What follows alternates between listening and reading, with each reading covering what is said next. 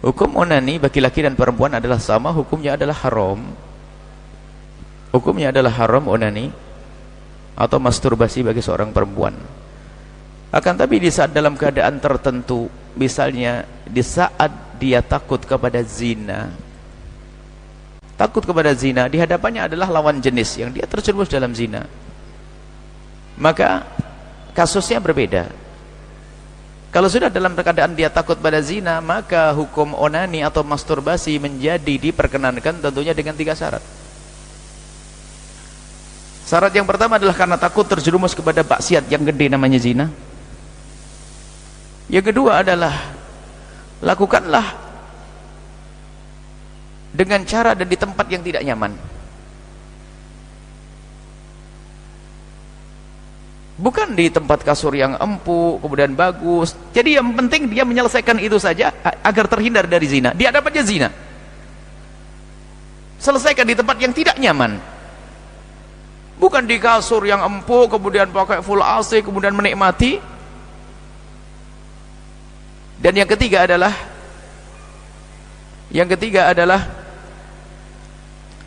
jangan dibarengi dengan khayalan-khayalan.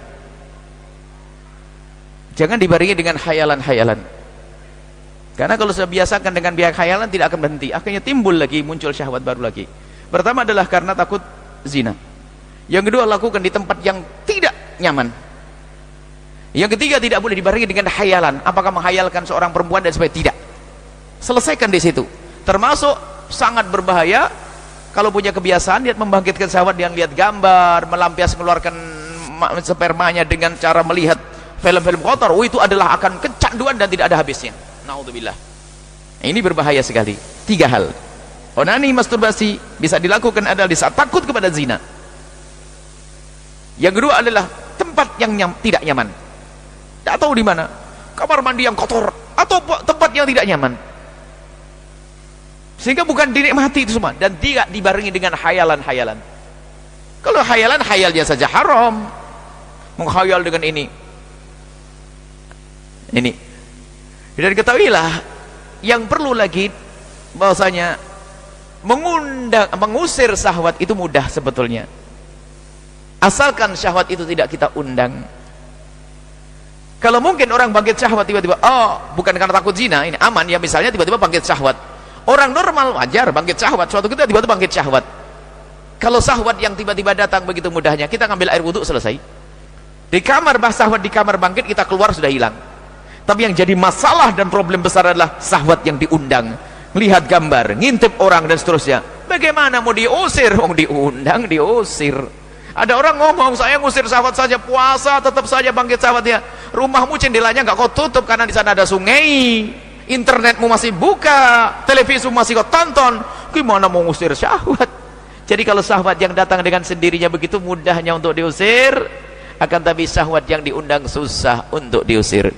Takutlah kepada Allah Subhanahu wa taala, karena itu ada pengaruhnya juga. Kalau orang membiasakan dengan yang demikian itu, dia akan tidak bisa menemukan kepuasan dengan hakiki.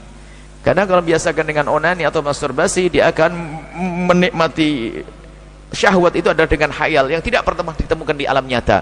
Apalagi bagi siapapun yang sering melihat nonton porno, nonton film-film kotor, ketahuilah dia tidak akan ketemu, karena itu adalah di khayalannya saja. Sehingga bisa jadi biarpun punya istri yang cantik, suami yang ganteng, menjadi tidak puas. Dan juga awas, hati-hati, jangan sampai biarpun suami istri melakukan hubungan suami istri dibantu dengan nonton yang demikian itu. Karena apa? Nonton film kotor pada akhirnya adalah menjadikan dia lebih tertarik dengan yang ditonton, sehingga mungkin dengan pasangannya tidak bangkit syahwat. Naudzubillah. Itu besar pengaruhnya. Tapi kalau mata kita jaga, kita tidak pernah melihat yang haram, kita menjauhi yang demikian, lihat pasangan kita adalah pembangkit syahwat yang paling dahsyat. Kemudian lagi selanjutnya, syahwat bukan dicari-cari, akan tapi jika ada syahwat, lampiaskan kepada pasanganmu dengan cara yang halal. Bukan hidup kita mencari syahwat. Ada orang hidupnya mencari syahwat, cari makanan yang bersyahwat, cari ini yang bersyahwat, hidupnya mencari syahwat. Jika ada syahwat, lampiaskan dengan cara yang halal, selesai. Bukan hidup kita mencari-cari, sehingga setiap malam harus nonton, mau hubungan suami istri nonton film kotor. Bang itu innalillah. Kalau orang biasa dengan yang demikian itu, mulai biasa onani atau masturbasi, karena itu adalah praktis, karena dengan pasangan mungkin bermacam-macam, sehingga ada orang yang mohon maaf dengan pasangan tidak sampai kepada kepuasan karena pasangannya terlalu cepat dan sebagainya, sehingga ada seorang wanita berkata, aku lebih menikmati di saat aku dengan sendirinya. Seorang laki-laki pun berkata, bagiku adalah dengan diriku sendiri lebih mudah daripada aku dengan istriku. Naudzubillah. Kemudian ada lagi yang karena biasa nonton yang kotor tadi, sehingga apa? Dia tidak akan bisa bangkit syahwat kepada pasangannya kalau tidak menonton tontonan yang seperti itu. Maka hindarilah itu semuanya. Bukan akhlak yang mulia, itu adalah kehinaan. Dan semoga Allah mengampuni kita semuanya, dan Allah menjaga kita semuanya, dan Allah memberikan kepuasan kita adalah kepada keridhaan Allah, kepuasan kita pada yang halal. Wallahu a'lam bissawab.